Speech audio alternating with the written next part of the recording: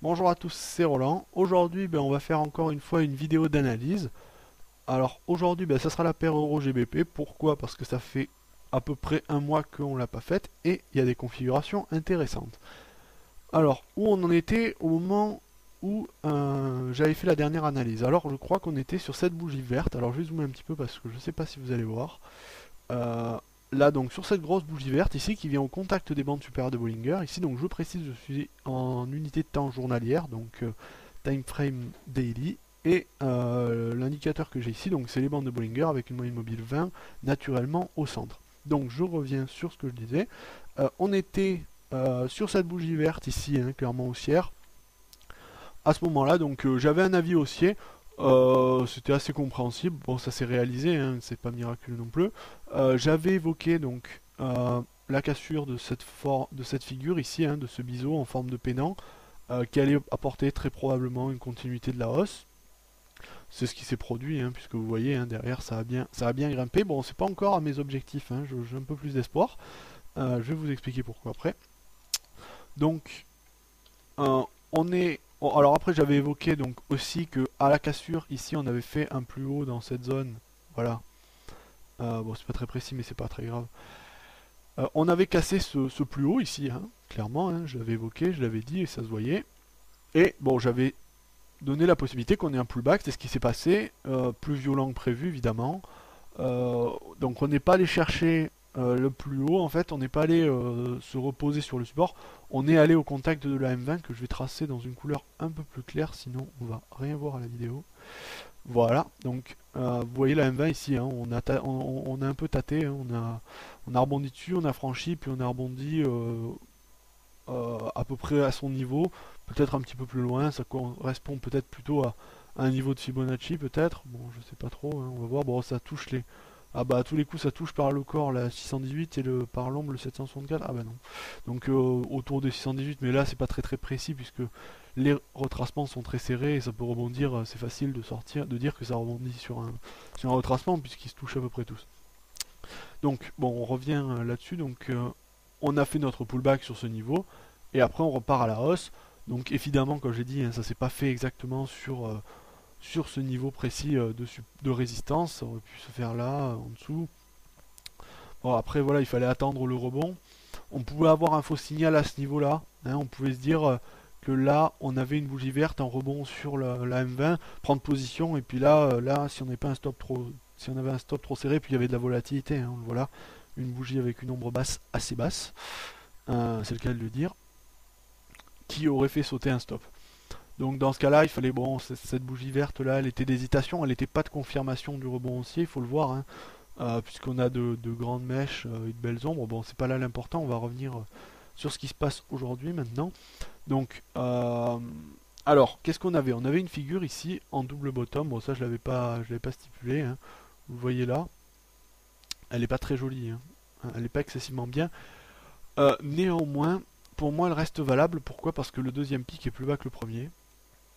Si ça n'avait pas été le cas, si le deuxième pic avait été plus haut que le premier, on aurait pu voir, je ne sais pas si vous comprenez, c'est-à-dire que ce pic-là soit un petit peu plus haut, on aurait pu avoir une droite de tendance traçable et pouvoir faire un rebond dessus et pas forcément valider. Au fond, c'est ce qui aurait pu se passer à ce moment-là, mais bon, en considérant ce double top, si on travaille ce double bottom, si on cherche les objectifs théoriques, normalement il doit nous rester encore un petit peu de marge. Ah, peut-être pas. Bon, on a fait les objectifs théoriques à peu près, hein. Je pensais qu'on était un peu plus large. Non, bah oui, en fait, ça correspond bien, hein, c'est bien placé là, hein. Voilà, hein, vous voyez là, donc là, les objectifs correspondent au plus haut, qui correspondent au rebond récent. Donc c'était un bon niveau pour trader. Enfin bon, là pour shorter, c'était un petit peu dangereux quand même, hein. Faut s'accorder. Alors, donc je vais effacer ça. Ensuite, bon, là on va revenir sur les choses importantes. Donc on a une phase d'accélération, une phase de retracement, une nouvelle vague d'impulsion. Et là on est dans une nouvelle vague de retracement ici. Ici, une vague de correction. Alors si on en suit la théorie des vagues d'Elliott, quelque chose d'assez fondamental, on doit avoir normalement dans un mouvement de tendance 3 phases d'impulsion, 2 phases de correction. Donc on a eu un mouvement d'impulsion, une phase de correction, un mouvement d'impulsion, une phase de correction. Donc on a 2 mouvements d'impulsion, 2 phases de correction. On devrait avoir théoriquement un troisième mouvement de tendance, donc d'impulsion. et dans quel cas haussier, bien sûr. Donc on devrait repartir à la hausse d'ici peu, et le mouvement est peut-être déjà lancé. Alors parce que là vous voyez quand même on a une bougie aujourd'hui, bon c'est pas terminé la journée, mais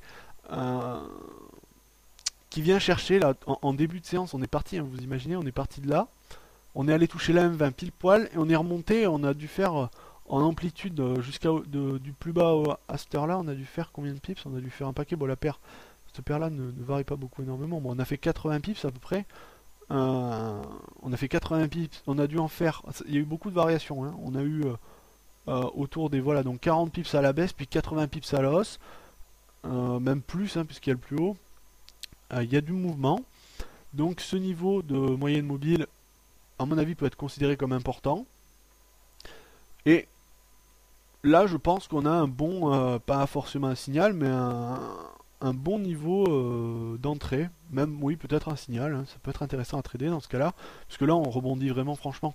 Là vous voyez, on pourrait dire que c'est le même scénario, mais pas tout à fait, parce que là la moyenne mobile 20 n'était pas tout à fait, n'était pas spécialement bien orientée.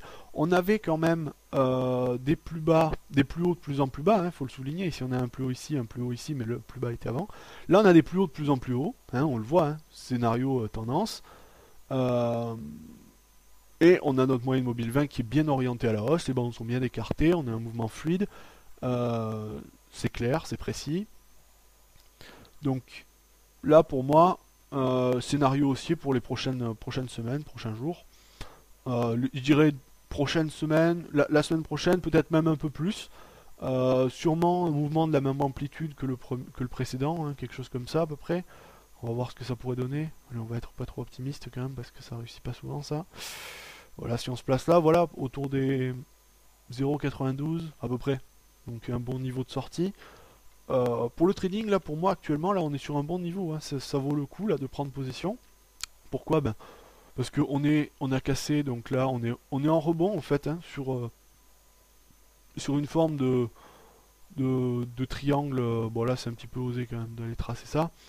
Peut-être qu'on peut aller chercher ça comme ça. Voilà, bon là on pourrait tracer assez grossièrement ici une droite de tendance qui nous ferait un canal. On a vraiment pas mal d'arguments aussi, moi je pense, sur cette configuration. Parce que là on touche la résistance le support oblique. À la fois on touche l'ancienne résistance oblique, résistance horizontale assez forte qui va devenir support au niveau du pullback. En plus bas on touche la moyenne mobile 20. Là on a un scénario très fortement aussi en daily. Pour moi c'est pas incontestable, mais à moins que cette résistance fasse encore de la difficulté. Mais pourtant vous voyez, on l'a touché là, la résistance, on l'a testé, mais on est resté dessous. Les cours ont quand même ont pas buté complètement, on a fait de la séance au-dessus un petit peu. Donc je pense que le niveau peut être cassé de toute façon. Quand on regarde la tendance actuelle, globale, les plus hauts sont toujours de plus en plus hauts. Certes, l'accélération est plus faible qu'avant, je l'accorde, mais les plus hauts restent de plus en plus hauts, les plus bas restent de plus en plus hauts, et donc la tendance est naturellement haussière, et donc les plus hauts ont tendance à être cassés. Alors je pense qu'il n'y a pas besoin de trop se méfier de cette résistance importante ici.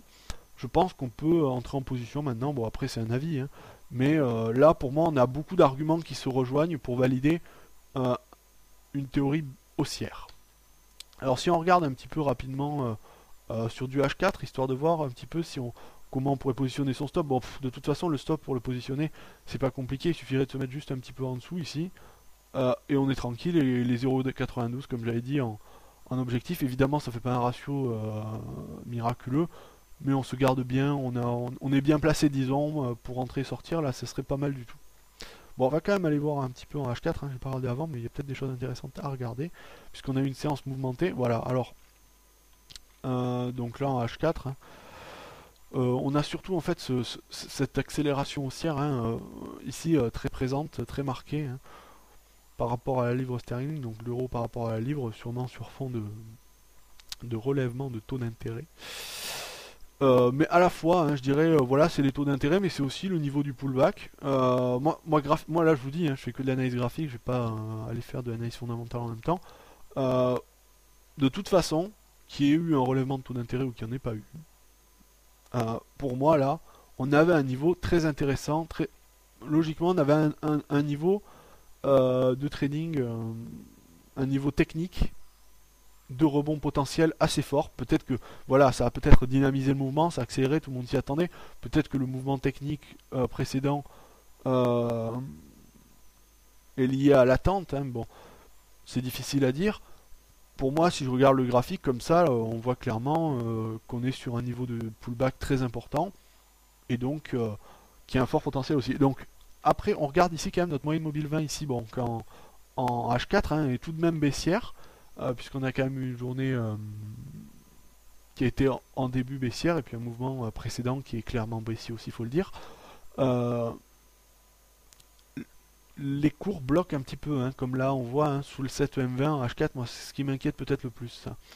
Là on bloque un petit peu en dessous, peut-être que ça va casser par le haut à la fin de la journée, peut-être pas.